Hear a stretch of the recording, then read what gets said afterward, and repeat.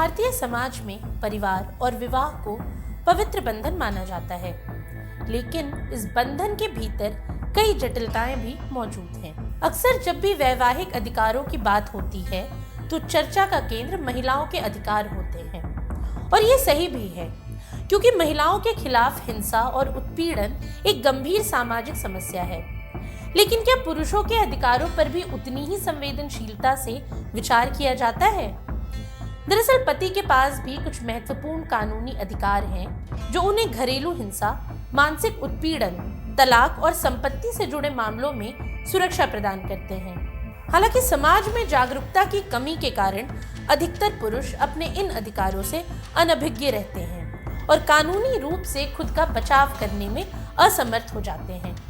तो इस वीडियो में हम आपको विस्तार से बताएंगे कि पति को किन परिस्थितियों में कानूनी सहायता प्राप्त हो सकती है और वे अपने अधिकारों की रक्षा कैसे कर सकते हैं। अधिकांश मामलों में घरेलू हिंसा की चर्चा महिलाओं के संदर्भ में ही होती है, लेकिन क्या आप जानते हैं कि पुरुष भी घरेलू हिंसा का शिकार हो सकते हैं?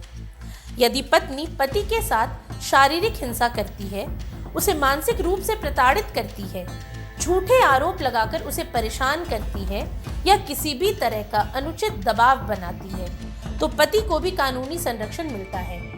ऐसी स्थिति में वो 100 नंबर या महिला हेल्पलाइन 1091 पर कॉल करके पुलिस से मदद मांग सकता है। इसके अलावा पति घरेलू हिंसा अधिनियम 2005 के तहत अपनी शिकायत भी दर्ज करा सकता है। वहीं अगर पति की संपत्ति पर पत्नी के अधिकार की बात करें तो पति द्वारा अपनी मेहनत से कमाई गई संपत्ति पर केवल उसी का अधिकार होता है। पत्नी या बच्चों का इस पर कोई कानूनी दावा नहीं बनता जब तक कि पति स्वयं उन्हें कानूनी रूप से उत्तराधिकारी घोषित ना करे। पति अपनी संपत्ति को किसी को भी दान कर सकता है, ट्रस्ट को सौंप सकता है या अपनी इच्छा के अनुसार इसका उपयोग कर सकता है। कई मामलों में देखा गया है कि तलाक के दौरान पत्नी पति की संपत्ति पर दावा करने की कोशिश करती है, लेकिन कानून स्पष्ट रूप से कहता है कि स्व अर्जित संपत्ति पर केवल अर्जक का ही अधिकार होता है। इसके अलावा अगर पत्नी बार बार पति को गाली देती है, उसे मानसिक रूप से परेशान करती है, झूठे आरोप लगाकर समाज में उसकी छवि खराब करने की कोशिश करती है या आत्महत्या करने की धमकी देकर उसे ब्लैकमेल करती है, तो पति इसके खिलाफ कानूनी कार्रवाई कर सकते हैं। वे पुलिस और कोर्ट में शिकायत दर्ज करा सकते हैं और मानसिक उत्पीड़न के आधार पर कानूनी संरक्षण की मांग कर सकते हैं। वहीं भारतीय कानून में पति और पत्नी दोनों को ही तलाक का अधिकार दिया गया है। हिंदू विवाह अधिनियम 1955 की धारा 13(1) के तहत पति भी तलाक के लिए अर्जी दे सकते हैं अगर पत्नी उसे मानसिक, भावनात्मक या शारीरिक रूप से प्रताड़ित कर रही है, तो वह इन आधारों पर कोर्ट में तलाक की याचिका दाखिल कर सकते हैं।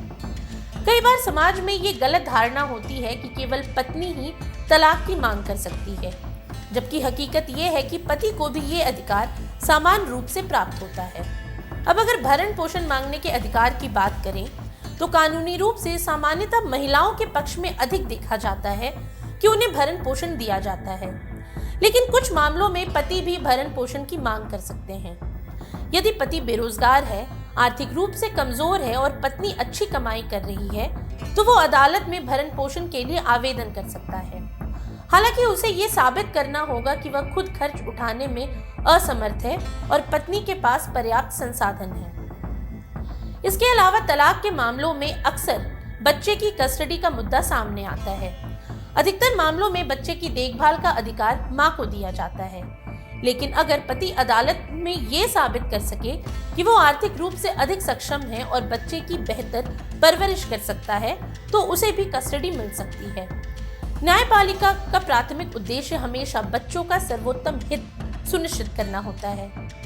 वहीं भारत में कई ऐसे मामले सामने आए हैं जहां पत्नियां अपने पतियों और उनके परिवार पर झूठे दहेज उत्पीड़न का आरोप लगाती हैं। ऐसे मामलों में पति को कानूनी सुरक्षा मिल सकती है। यदि वो ये साबित कर सके कि आरोप झूठे हैं, तो वो आईपीसी की धारा 191 और सीआरपीसी की धारा 227 के तहत झूठे मुकदमे के खिलाफ शिकायत दर्ज करा सकते हैं। कोर्ट कई बार झूठे मामलों में पतियों को राहत देती है और झूठे आरोप लगाने वाली पत्नी के खिलाफ कार्रवाई भी कर सकती है।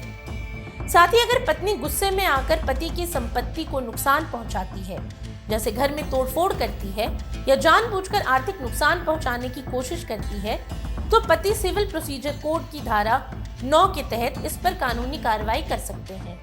इसके अलावा अगर पति ये साबित कर सके कि पत्नी का विवाहेतर संबंध है और वो किसी अन्य पुरुष के साथ अवैध संबंध रखती है, तो वो इसे तलाक का आधार बना सकते हैं। हिंदू विवाह अधिनियम में ये प्रावधान दिया गया है कि विवाह के प्रति बेवफाई भी तलाक का एक मजबूत कारण हो सकती है। साथ ही अगर पत्नी बिना किसी ठोस कारण के अपने मायके चली जाती है और लंबे समय तक वापस नहीं आती, तो पति हिंदू विवाह अधिनियम की धारा 9 के तहत कोर्ट में अर्जी दे सकते हैं। इस धारा के तहत पति कोर्ट से गुहार लगा सकते हैं कि पत्नी को वापस लाने के लिए उसे नोटिस भेजा जाए। अब गौरतलब है कि समाज में अक्सर एक तरफा दृष्टिकोण हावी हो जाता है, जिसे वास्तविकता धुंधली हो जाती है।